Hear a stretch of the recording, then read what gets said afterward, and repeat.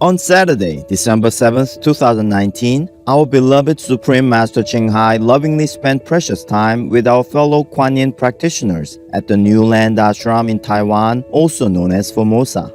Master finished reading the story of Chandana from the book about the venerated Lord Mahavira and expounded on the hardships the great saints and enlightened masters must endure in this world, and how, as spiritual practitioners, it's best for us to live simpler lives.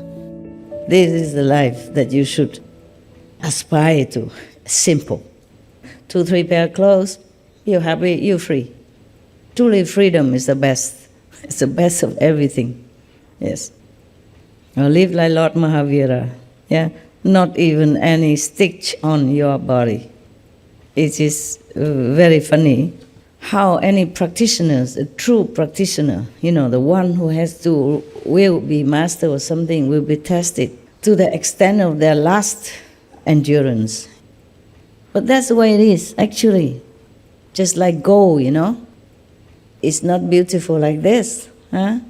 It has to be grilled in the very vicious fire, and then has to be beaten, and have to be confined into mold and shape, and then have to be even sculpted with chisel and with hammer, and then it become a beautiful piece of jewelry. That is the envy of the world. Similar, most great person in the history has been going through a lot of test, hammer, trimming, and unbearable situation. They have to bear the unbearable. They have to endure the unendurable.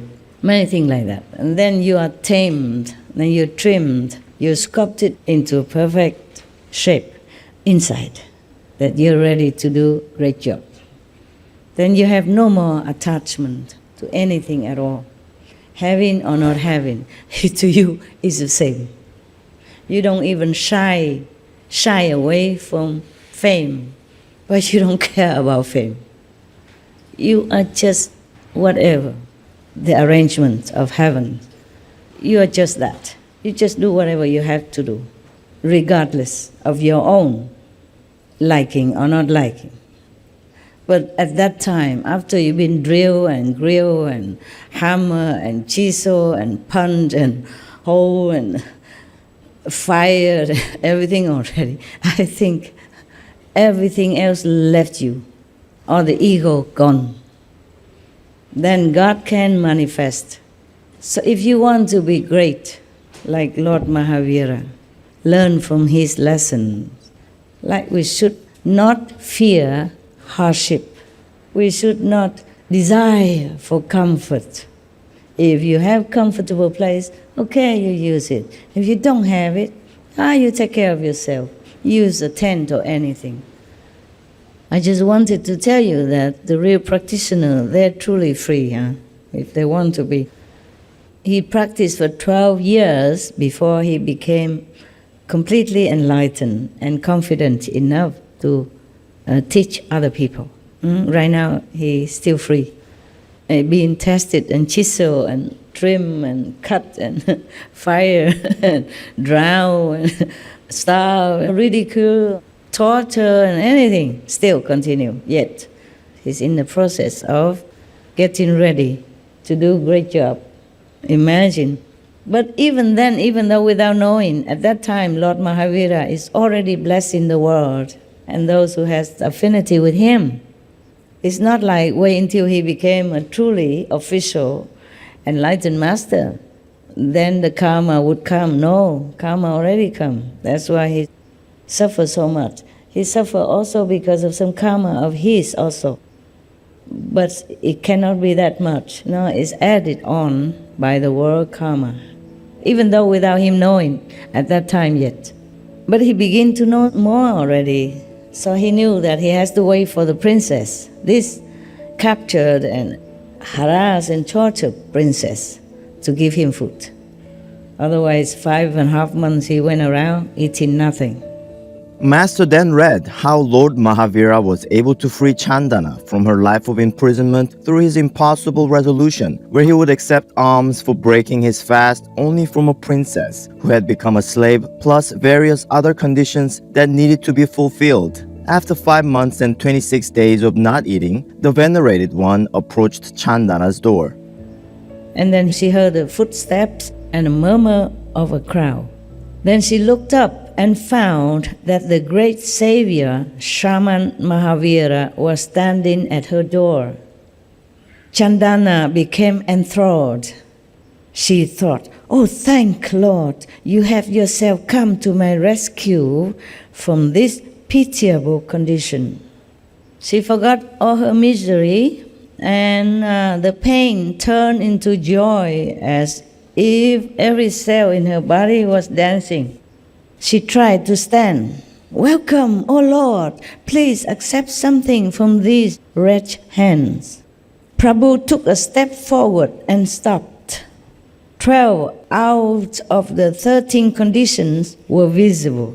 Only Chandana had no tears in her eyes. Oh, she has to cry as well, okay? That's the only last condition that's not visible yet. So Mahavira turned and started moving away. He thought it's not right. Only 12 conditions, not 13. As soon as Mahavira turned away, Chandana's joy vanished, as if struck by lightning. She lamented by herself, "How unlucky I am that even in this wretched condition, Prabhu has turned empty-handed from my door." Filled with self-pity, she started crying. 13 condition already here. Mahavira turned back and looked. All conditions of his resolution were visible now. He stepped ahead and extended his cupped hands before Chandana. Joyous, Chandana took the post brand from the basket and put it in the extended palms of Lord Mahavira Swami. Mahavira broke his fast right there and then. The next moment, Chandana's shackles shattered to pieces. Our most caring master also mentioned how this act of absolute selflessness and kindness may have been the beginning of the liberation of women and society in general. This resolution of the period of penance of Lord Mahavira Swami may be deemed as the first step of the human endeavor for woman's liberation. Maybe he had to go through that so that the woman's status will be more elevated in this world, not to talk about spiritual yet, yeah? So more liberated, more respected, more free. Because in old time, women cannot go out of the house. In some countries nowadays, still like that, cannot go out alone. So they think Lord Mahavira had to endure all this in order to help humans' status to begin to step into a liberated kind of society.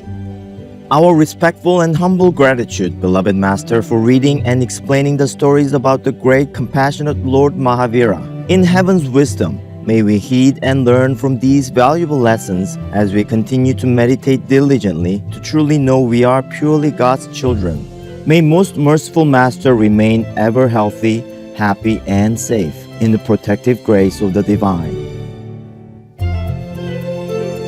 For the full broadcast of this lecture by Supreme Master Ching Hai, please tune in to Between Master and Disciples at a later date.